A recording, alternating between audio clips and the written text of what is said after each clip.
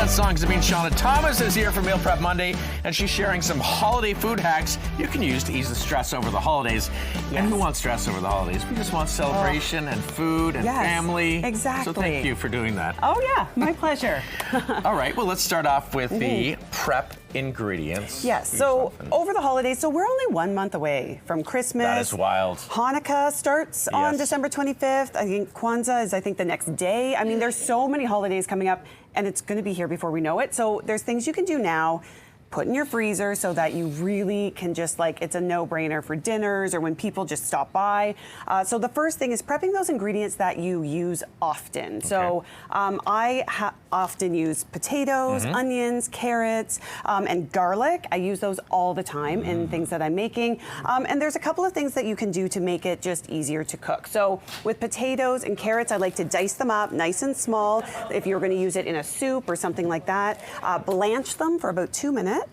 And then freeze them on help from the kids? Yes. Get sous chefs there? Yes. Yeah, oh my gosh. fine. Get everybody in the kitchen to help you with this stuff. But then you blanch them for a couple of minutes. Same with potatoes. And what that does, blanching? Oh yeah, it's when you put it in boiling water for a couple of minutes, and then you cool it right away. And what I do is I put it on a big baking sheet and stick it in the freezer so they freeze individually. And then you can use these for hash browns. You can use them for soup. You could mash them for mashed potatoes.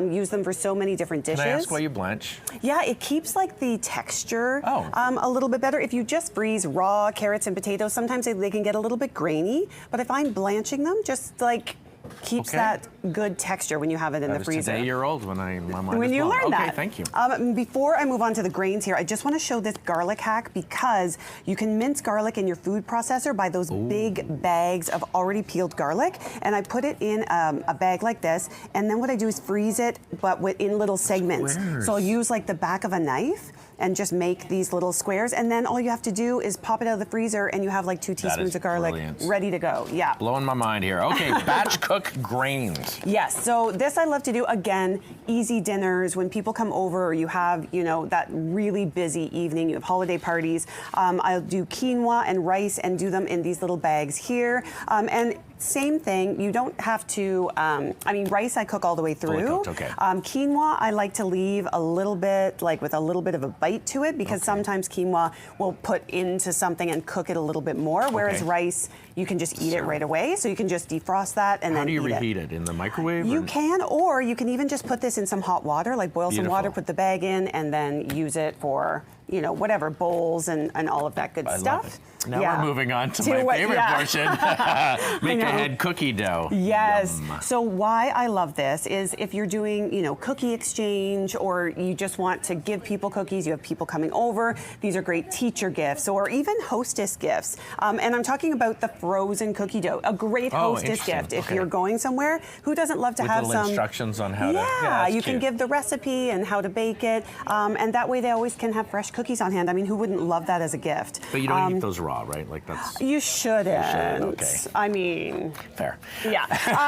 But there's a couple of different ways you can do this. So I made here a Snickerdoodle dough. And so these, all of them you can make right away, but actually I find the Snickerdoodle one, actually both of these, are better if they're chilled. So make them in advance, throw them in the freezer, and you can make a big log out of this, and then you can take it out, just cut it up, and then and it's bake fun to say, hands off my Snickerdoodle. Yeah, yes, exactly. And then here we have just regular chocolate chip cookie dough. You can do that as well. Cute. And ginger snaps, same thing. I love ginger snaps. I love them too. And this one you definitely want to chill before you bake them. So you can take them out of the freezer like this, put them right on the baking sheet and bake them right away. Okay. And they have these wonderful little crackles in them. And why do you chill them before you bake them? I just find that they don't spread out as much, and they make this beautiful looking ginger snap as well. I should know all these things for my love of cookies. You had me at cookies. There you go, and now you know. But making them and freezing them on a baking sheet in the little balls of dough makes it so much easier, because you just have a bag of cookie dough ready to go and bake at any time. How do we find all these recipes? Can I put one of each of these in my mouth? Yes, eat them. Everything will be on my Instagram and Facebook, Seanna Thomas Nutrition, one word. They'll be there this week, so keep an eye out for them, and hopefully it will help